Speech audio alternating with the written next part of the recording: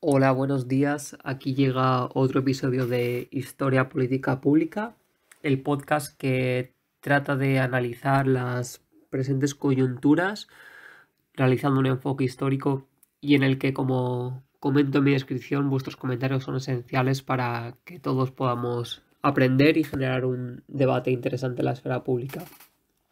En el capítulo anterior hablé sobre el nacionalismo, los orígenes y mencioné los debates que se han ido generando.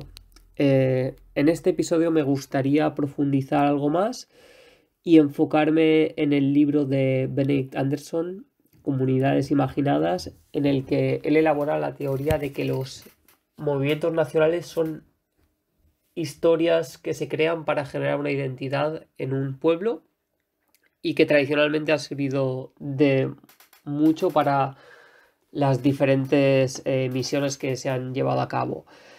Es importante remarcar que el siglo XVIII se caracterizó por un periodo de avances tecnológicos y de pensamiento crítico. Fue la época de la Ilustración, en la que se originó la Revolución Dual, término que ya utilicé en el anterior capítulo, que es usado por Hobsbawm para definir la Revolución Industrial liderada por Gran Bretaña y la Revolución Francesa de 1789. Este último acontecimiento provocó un cambio de paradigma y la culminación de las ideas de la Ilustración. Por ejemplo, en Francia se abolió el absolutismo y la nueva forma de soberanía se definió por una movilidad constante y un sistema económico basado en un patrón de crecimiento sostenido. Estas premisas constituyeron el proyecto de la sociedad moderna, es decir, se pasó de un feudalismo al capitalismo tal y como lo conocemos hoy en día. Obviamente entonces no era tan avanzado, sin embargo se empezaron a sentar las bases. Como parte de esta nueva realidad, la expansión de una educación nacional de masas contribuyó a reducir el alfabetismo de la población y de esta manera originar la conciencia nacional. Entonces el nacionalismo se fundó en las nuevas ideas de la laicidad y soberanía popular en Francia, no así en otros países. El capitalismo sustituyó al feudalismo y la religión no podía utilizarse como forma de esclavitud en Francia. Entonces, en esta nueva sociedad laica, el nacionalismo fue decisivo para organizar a las personas que vivían en un territorio. Como ya comenté, Robespierre mencionó que la gente que vivía en París representaba a toda Francia y Emmanuel Saïx explicó que el tercer estado lo era todo y por tanto representaba a la nación francesa. De hecho, lo interesante es que, a pesar de los intentos de las monarquías europeas por salvaguardar el status quo, durante el Congreso de Viena de 1815, después de las guerras napoleónicas, las ideas implementadas durante la Revolución Francesa ya habían echado raíces en todo el continente. Por ello, tras la Revolución de Julio de 1830, Europa asistió al auge de los movimientos llamados jóvenes de distintos lugares de Europa. Estos eran una serie de grupos que buscaban la libertad nacional frente a las clases dominantes. Así surgen los movimientos italianos, irlandeses, polacos, griegos o eslavos, que comprendieron que la fuerza de una comunidad que unía a toda la nación para impedir la dominación extranjera era un motivo muy importante e incluso sencillo para unir a las masas. En este sentido, Hobsbawm destacó la importancia simbólica de esos grupos porque, y como él comentó, supuso la desintegración de los movimientos revolucionarios europeos en segmentos nacionales. En este sentido, algunos historiadores relacionan el nacionalismo con la modernidad, pero hay otros que creen que las naciones y el nacionalismo aparecieron antes de la Revolución Francesa de 1789. Este tema ya lo abordé en el anterior episodio. Es la diferencia entre los primordialistas y los modernistas. Los primordialistas se definen por aquellos que piensan que las naciones existían en la antigua Roma o en imperios de hace siglos. En este sentido, Anthony Smith reconoció el sentido de etnicidad común en poblaciones del Antiguo Oriente y de la Antigüedad clásica, e incluso en algunos casos la politización de la cultura y identidad que se acerca al tipo nacional de identidad y comunidad. Por ejemplo, en 1882, Ernest Renan definió la nación como un principio espiritual formado por un rico legado de recuerdos y un consentimiento mutuo de pueblos para vivir juntos y perpetuar el patrimonio común. Es decir, por Ernest Renan la idea de nación es muy diferente a la de Benedict Anderson porque Ernest Renan habla de un principio espiritual, es decir, existe algo que une a los pueblos de una nación. No se trata solamente de un sentido más modernista como pueden decir Hobsbawm o Benedict Anderson, en el que los medios de comunicación son fundamentales y son los que crean esta idea de nación que no se puede demostrar de manera empírica. Este debate tan interesante sobre el origen del nacionalismo comenzó a surgir de manera feroz en la década de 1980, cuando un grupo de historiadores, entre los que se encontraban Benedict Anderson, Ernest Gellner, los he mencionado, Anthony Smith también, o John Breuer, escribieron extensamente para abordar este paradigma. Entonces fue cuando Smith definió los dos grupos diferentes de historiadores que he nombrado anteriormente, que son los modernistas y los primordialistas. Para resumirlo muy rápido, los modernistas identifican las naciones y el nacionalismo con las estructuras de desarrollos modernos como el capitalismo, la burocracia, los medios de comunicación impresos o el utilitarismo secular. Es decir, si no hay una lengua común, si no hay comunicaciones que conecten a las personas, la idea de nación no tiene sentido. Mientras que los primordialistas, como ya dije, afirman que las naciones y las comunidades étnicas son unidades naturales de la historia y elementos integrales de la experiencia humana. Ha habido grandes movimientos a lo largo de la historia y libros que han tratado extensamente sobre ello. Como expliqué al principio del capítulo, quería centrarme en el libro Las comunidades imaginadas de Benedict Anderson, en el que él elaboró una teoría del nacionalismo en distintos países como Indonesia y en América Latina. Anderson teorizó la condición que llevó al desarrollo del nacionalismo en los siglos XVIII y XIX y definió la nación como una comunidad imaginada, de ahí el título de su libro. Según Anderson, la nación es imaginada porque conlleva un sentimiento de comunión o camaradería entre personas que a menudo no se conocen o ni siquiera se han encontrado nunca o quizá nunca vayan a encontrarse. Es curioso porque esta idea también la implementa Yuval Noah Harari en su libro 21 lecciones para el siglo XXI. Yuval Noah Harari ha escrito Homo Sapiens, Homo Deus y Sapiens, otros libros interesantes en los que combina el estudio de la tecnología, la biomecánica y diferentes situaciones contemporáneas. Y para él también el Estado-Nación es una manera de organizarse, en la que es curiosa porque se trata de dar la vida, en un caso extremo, o luchar porque a gente con la que nunca vas a coincidir le vaya bien. En ese sentido, Yuval Noah Harari, saltando de comunidades imaginadas, habla de que el nacionalismo tiene dos partes fundamentales, una que es muy sencilla y otra que es muy difícil. La parte sencilla del nacionalismo es odiar al extranjero.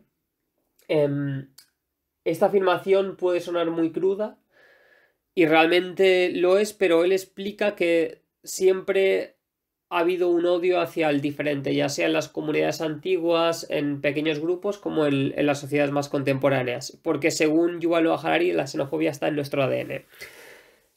Lo difícil del nacionalismo, en su opinión, es sacrificar tus bienes para ayudar al resto. Y él utiliza ejemplos que tienen mucha resonancia en la actualidad contemporánea. Por ejemplo, Yuval Noah Harari habla de que una persona rica de un país, para que a otras personas de su propio Estado-nación les vaya bien, seguramente haya de pagar más impuestos para ayudar a que haya mejores servicios públicos, cuando esta persona, a lo mejor, teniendo el dinero que tiene, podría utilizar el sector privado, pero el sentimiento patrio, el sentimiento nacionalista hará que esta persona pague impuestos correspondientes para ayudar a otra gente. Claro, esto lleva a una especie de conflicto en la sociedad actual porque con la globalización existen muchas personas que prefieren pagar tasas en paraísos fiscales para así evadir impuestos y evitar que le quiten más dinero de lo que esas personas creen que deben pagar. Pero claro, esto obviamente hace que la nación se resienta porque hay gente que no puede pagar tanto como ellas y entonces los servicios públicos se ven diezmados. Esto es muy interesante, es un término muy interesante sacado por Yuval Noah Harari. Y volviendo a las naciones, comunidades imaginadas de Benedict Anderson, él habla de que, a pesar de las diferencias, las personas imaginan pertenecer a una misma colectividad y le atribuyen una historia, unos rasgos, unas creencias y unas actitudes comunes. Esto es esencial. la creación de historias para unirse bajo una misma bandera, un himno, una historia en común. Para Anderson esta comunidad es limitada y soberana, limitada porque incluso las naciones más grandes reconocen fronteras y la existencia de otras naciones más allá de ellas. También es soberana porque la nación sustituyó a los lazos de parentesco tradicionales como fundamentos del Estado. El hecho de que una nación sea una construcción imaginaria no significa, como dije, que su efecto político sea menos real. De hecho, para Anderson esta comunidad imaginada crea una profunda camaradería o sentimiento de hermandad entre las personas de un mismo país y por la que innumerables personas se han sacrificado voluntariamente, especialmente en épocas de guerra. Las comunidades imaginadas señalan, según Anderson, que el desarrollo del nacionalismo fue causado por la convergencia del capitalismo y los medios de comunicación impresos. Esta hipótesis es muy interesante, es similar a la que emplea Hobsbawm. Y según Anderson, el desarrollo de los periódicos vernaculares de masas sentó las bases de la nación porque sus lectores podían imaginar que compartían una experiencia colectiva de las noticias independientemente de su distancia geográfica y las jerarquías sociales. Pensemos en la sociedad actual. Si vivimos en un país, digamos, como España, la gente, aunque no lea los mismos medios de comunicación, normalmente las noticias que se explican en periódicos, en televisiones, en redes sociales, digamos que la agenda setting, como se llama en el argot periodístico, está estipulada. Y lo podemos verlo en los últimos tiempos. Se ha hablado mucho de la pandemia, se ha hablado mucho de Afganistán, las elecciones presidenciales obviamente en su tiempo, las elecciones de las comunidades. Eso da a los miembros de un país una sensación de unión entre ellos. Porque si tú lees el periódico por ejemplo, lees The New York Times en América o The Guardian en Inglaterra, obviamente no van a hablar de los mismos temas que en un país. Y si lo hacen, como ha sido en el caso de la pandemia, lo harán enfocándose en las necesidades de su nación. Entonces, la teoría de Anderson se sostiene férreamente porque implica que las personas, aunque alguien que viva, por ejemplo, en Extremadura, quizá no vaya a conocer a gente de Vigo, digamos, lo que sí que sucede es que están conectados por ciertos factores. Y bueno, aparte de eso, Anderson también habla de los movimientos de liberación nacional en América Latina, donde se adquirió un sentido de identidad colectiva que fue curioso porque en América Latina, que en el siglo XIX estaba sometida al yugo de España, la metrópoli estaba muy lejana, estaba en otro continente y aparte les excluía de las altas esferas de la burocracia. Entonces, en este sentido, Anderson cree que la pertenencia nacional fue uno de los grandes movimientos que consiguió que se lograra la independencia en América Latina, porque los criollos, que a pesar de ser de la clase media, se sentían denostados por la metrópolis, en ese sentido Madrid, pero se sentían superiores a los nativos y por tanto en un principio no quería movilizar a las masas, pero al final tuvieron que hacerlo para lograr la independencia.